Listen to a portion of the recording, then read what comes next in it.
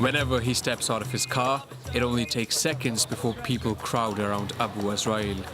These Baghdadis all want their picture with the man who many see as a national hero. I'm ready to do anything for him. Anything. I swear. You're everything to me. People worship Abu Azrael, a nom de guerre which literally translates to the father of the angel of death in Arabic. The Shiite militiaman is the most renowned fighter in Iraq. His bravery has turned him into a living legend in a country still in shock after the Islamic State ousted the Iraqi army last summer.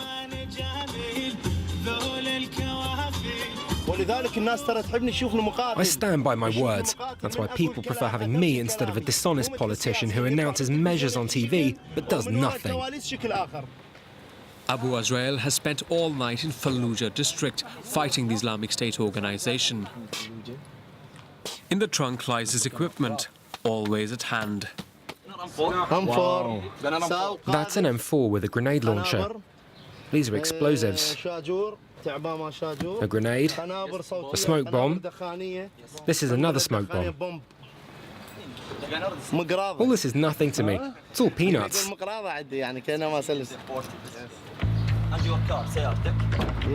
Abu Azrael is a regular at this gym. He comes to work out, but more importantly, to meet up with his brothers in arms. The atmosphere is light-hearted, yet these bodybuilders all belong to a Shiite militant group backed by Iran. We belong to the Imam Ali brigades. We've been training in Lebanon with Hezbollah and in the Islamic Republic of Iran. This training's been going on for a long time. We've been practicing for years on the streets of Iraq. Abu Azrael is a well-seasoned fighter. The 37-year-old picked up weapons for the first time more than 10 years ago. Back in the 2000s, he was fighting against the United States. At the time, he was on their list of wanted terrorists. Since then, the front lines have shifted. The US now supports Abu Azrael's militia in their fight against the jihadists. He's the Iraqi Rambo, the Daesh killer. The Iraqi Rambo, a nickname owed to these movies which he shot with his mobile phone and posted online on social media.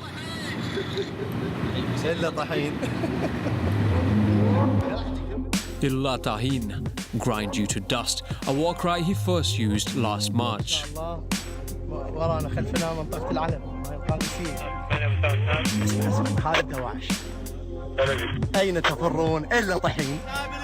In a couple of weeks, it reached more than 2 million views. Abu Azrael soon posted another video. His slogan was echoed by thousands of people.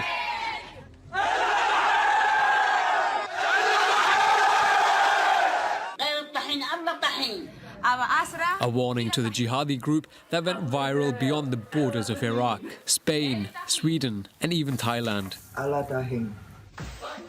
Even a cartoon was made to present the new face of the fight against terrorism. The militiaman is seen defending the oppressed. Here, he beats up a major leader from the Islamic State organization. His brigade has made him the star of its Hollywood-like propaganda movies.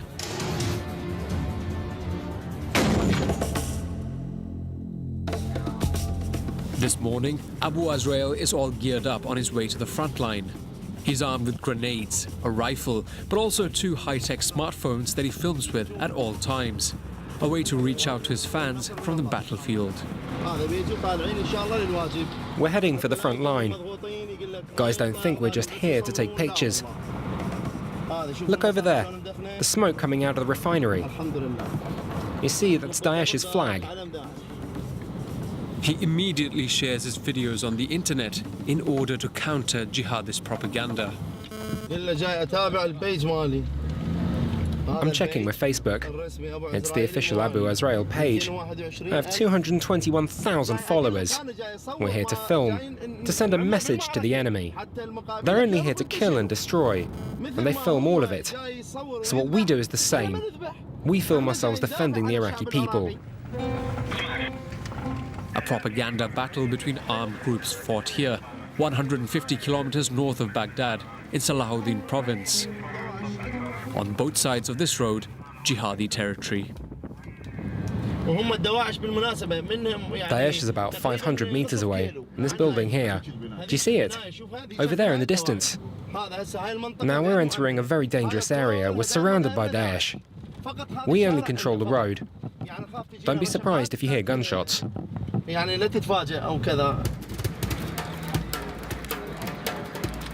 fighter regularly meets army generals. They've called on him to secure the country's main oil refinery, Baiji. They say this mission would be impossible without the support of the Shiite militias. The Iraqi Rambo is quickly surrounded by soldiers who all leave their positions and clamor to take selfies. Daesh just needs to hear the name of Abu Azrael, and they run away from this place. They run.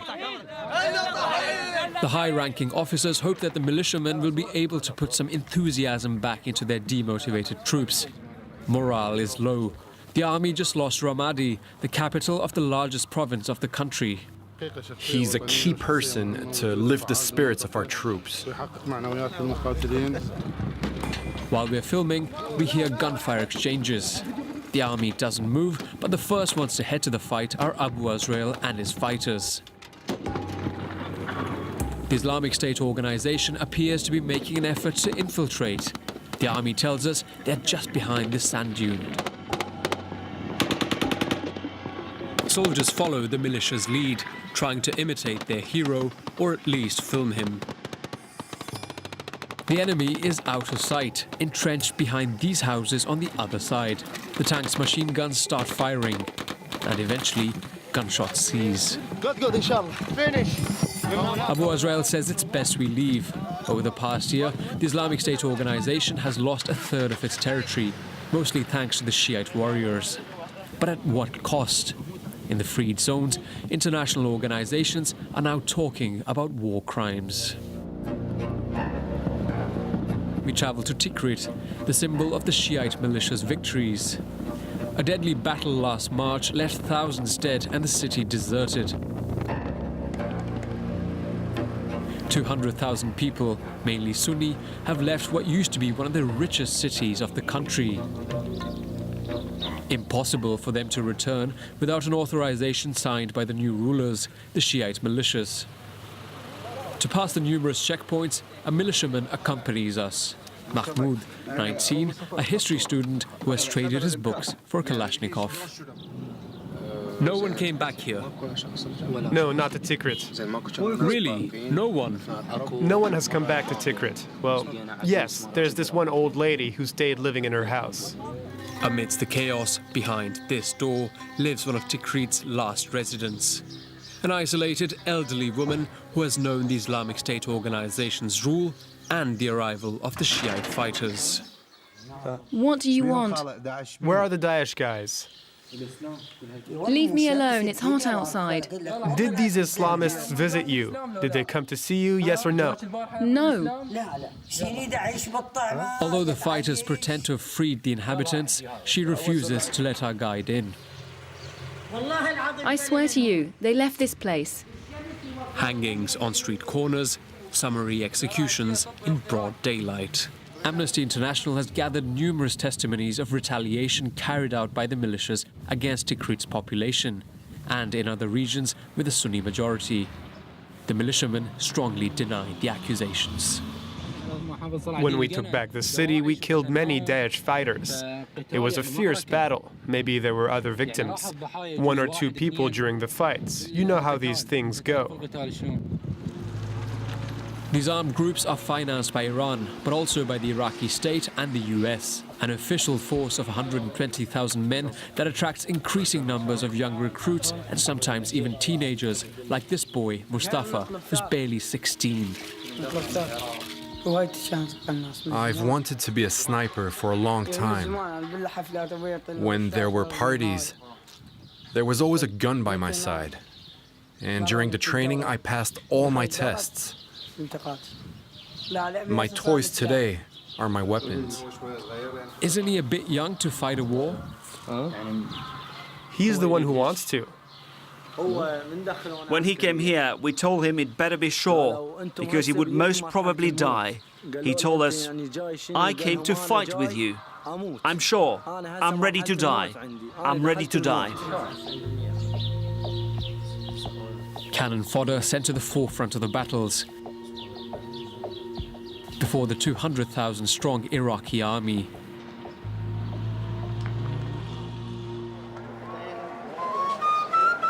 In Baghdad, the capital, people try to forget the constant conflict, but the security walls and the checkpoints are reminders of its proximity. Baghdadis don't hesitate to defy suicide bombings, buying groceries as if nothing is happening. Here too, there is the feeling that they are under the protection of a new hero, Abu Azrael. Come in, come in. In an exceptional move, our fighter invites us to his home with his family. This is my whole family, my children, and my grenades. I taught them how to pull the pin off in case Daesh comes.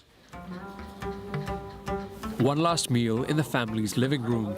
He will soon head off to the battlefront again.